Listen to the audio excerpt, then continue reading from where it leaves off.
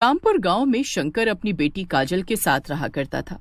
शंकर की पत्नी का कई महीनों पहले एक बीमारी के कारण देहांत हो चुका था, जिसके बाद से शंकर बीमार रहने लगा। उसे अपनी जवान बेटी की शादी की काफी चिंता होती थी, जिस वजह से वो और ज्यादा बीमार रहने लगा और शंकर की बेटी काजल को घर संभालने के लिए काम करने के लिए निकलना पड़ा। पिताजी, आप समय पर दवा खा लीजिएगा, मैं काम पर जा रही हूँ। इतना कहकर काजल घर से निकल जाती है और पहुंचती है उस जगह पर जहां वो मौत से खेलकर पैसे कमा रही थी।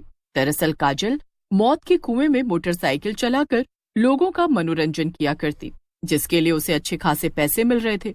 हालांकि लड़की को गांव वाले पहली बार मोटरसाइकिल चलाता हुआ देख लंबी लंबी कतार में मौत के कुएं का ये शो देखने आया करते। अरे बाप रे, जहां आज भी हम अपनी बेटियों को घर से निकलने देने पर कतराते हैं, वहाँ इस लड़की को देखो किस तरह से मौत के कुएं में मोटर बाइक चला रही है।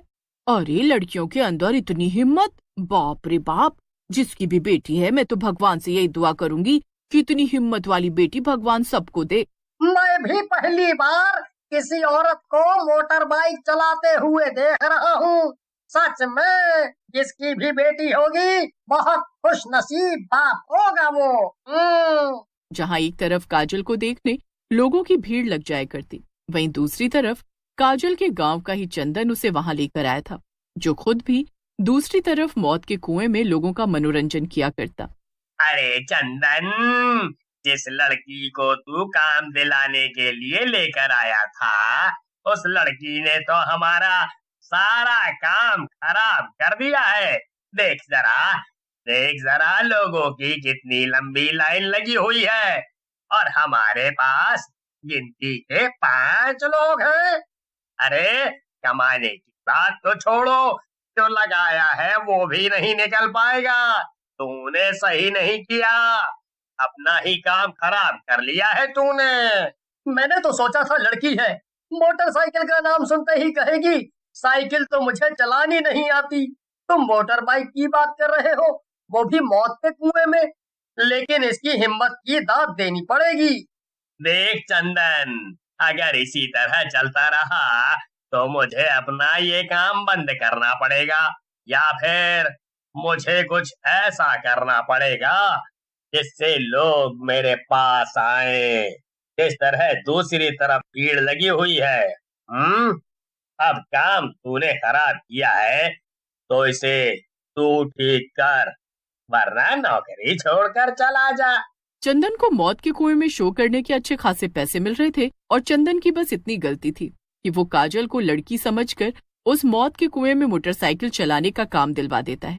उसे लगता है काजल ये काम नहीं करेगी, लेकिन काजल की हिम्मत देखो, वो इस काम को बड़े ही शिद्दत से सीखती है और इस काम को करने लगती है। इस बारे में सिर्फ चंदन जानता था और काजल के पिता। अब देर शाम काजल घर आती है। ये क्या, आपको खाना बनाने की क्या जरूरत थी? मैं तो आ ही रही थी ना। क्यों, खाना सिर्फ लड़कियां ही बना सकती हैं? अरे जब लड़कियां मोटरसाइकिल चला सकती हैं तो आदमी खाना तो बना ही लेंगे ना। अब खा कर बता कि खाना कैसा बना है और थोड़ा आराम कर ले। जब से तेरी माँ गई है तब से तो मेरी तबीयत को ना जाने क्या हो गया है। हिम्मत करके काम पर जाने की सोचता भी हूँ तो मुझसे कुछ नहीं हो पाता। शंकर और काजल दोनों ही बैठकर खाना खाते हैं और सो जाते हैं। अब अगली सुबह जब काजल काम पर जाने लगती है तो उसके घर उसका पड़ोसी चंदन आता है।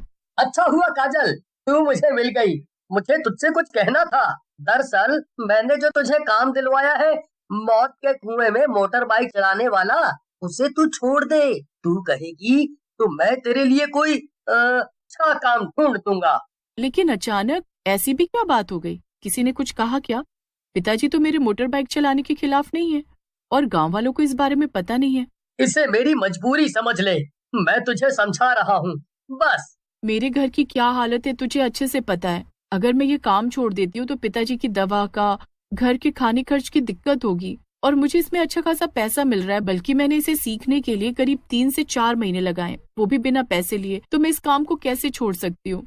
चंदन काजल को समझाने की कोशिश करता है, लेकिन काजल को उस काम से अच्छे पैसे मिल रहे थे तो वो भी इस काम को नहीं छोड़ता।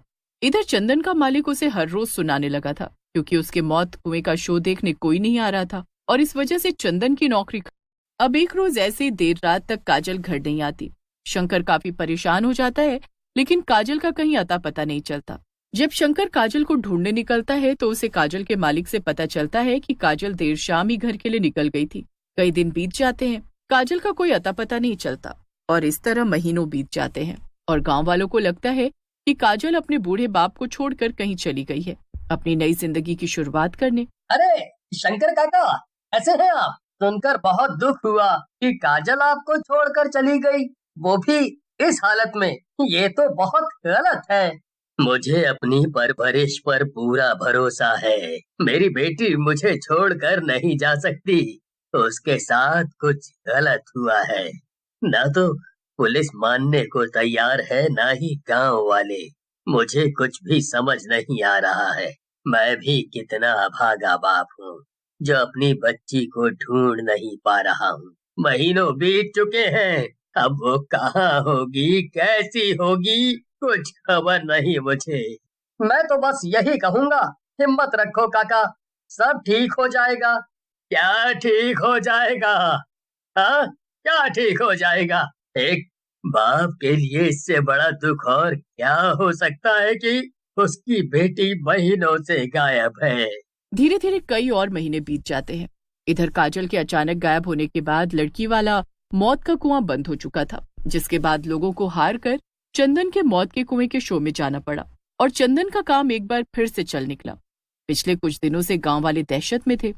दरअसल गांव में एक बाइक सवार लोगों को लिफ्ट देता और उसके बाद उसकी मौत हो जाती और उसकी लाश मिलती मौत के कुएं में, जिसमें काजल मौत के कुएं का शो दिखाया करती थी। अरे काका, आपको पता नहीं है, पिछले कुछ दिनों से जंगल के रास्ते एक बाइक सवार लोगों को लिफ्ट देता है और उसके बाद उसे मौत के कुएं में मरा हुआ पाया जाता है। ना जाने क्या हो रहा है, अब तक गांव में 3 मौत हो चुकी है। धीरे धीरे मौतों की संख्या गांव में बढ़ने लगती है और एक रोज तो चंदन के घर मातम का माहौल बन चुका था और ये मौत चंदन की पत्नी और माँ की थी। दरअसल वो शहर से गांव लौटते वक्त इस बाइक सवार से लिफ्ट मांग लेते हैं, जिसके बाद दोनों की लाश मौत के कुएं में मिलती है। गांव वाले हैरान थे। अरे अब बहुत हुआ, अब तक तो गांव में इतनी मौत हो चुकी है कि अगला किसका नंबर है किसी को नहीं पता। आखिर ये सब क्यों हो रहा है? ये वही मौत का कुआं है जहाँ एक लड़की मोटर बाइक चलाया करती थी और उस लड़की के जाने के बाद से ही ऐसा हो रहा है। मैंने तो अपना सब कुछ खो दिया, मैं खुद को कभी माफ नहीं करूँगा, कभी नहीं। लेकिन तुम अपने आप को माफ नहीं करोगे, मुझे कुछ समझ नहीं आ रहा। अभी तुम्हें हिम्मत की जरूरत है, हिम्मत रखो। भगवान से कहो कि ये सब जो हो रहा है उसका जल्द से जल्द पता लग सके और हम और बाकी गांव वालों को और खुद की जान बचाने के लिए कुछ कर सके। गांव पर गहरा संकट मंडरा रहा है। आखिर हमसे क्या भूल हो गई कि गांव में हर रोज किसी न किसी की मौत हो रही है और ये गलत है। हम ऐसे हाथ पर हाथ रख कर तो नहीं बैठ सकते। शंकर काका बिल्कुल ठीक कह रहे हैं। शंकर काका ने भी अपनी जवान बेटी खो दी है। उनकी बेटी काफी दिनों से नहीं मिल रही। वो अब जिंदा भी है या नहीं इसके बारे में किसी को कुछ नहीं पता, लेकिन देखो जरा काका के अंदर कितनी हिम्मत है। कुछ सीखो चंदन इनसे। चंदन रो रहा था। जब फुलवा शंकर काका की ओर इशारा करके चंदन को इतनी सी बात कहती है तो चंदन रोते हुए शंकर के पैरों में गिर जाता है। शंकर काका मुझे माफ कर दीजिए और बाकी गांव वालों से भी मैं माफी मांगना चाहता हूँ। अपनों से तो मैं माफी मांग नहीं सकता क्योंकि वो मुझे छोड़कर जा चुके हैं।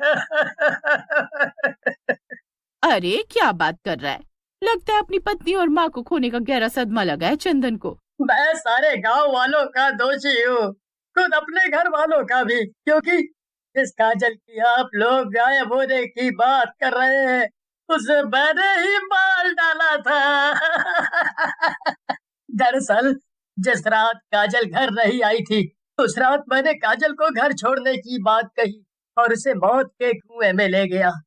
वहां मैंने बाइक चलाते हुए उसे गिरा दिया। ये सारी बातें चल ही रही होती हैं कि तभी वहां पर एक बाइक रुकती है और चंदन जो कि रो रहा था वो सम्मोहित हो जाता है और उस बाइक पर बैठ जाता है, जिसके बाद उसकी भी लाश कुछ घंटे बाद उस मौत के कुएं में मिलती है। और उस दिन के बाद गांव में मौत होना तो बंद हो चुका था, लेकिन काजल के पिता शंकर को अपनी बेटी की मौत का गहरा सदमा लगा था।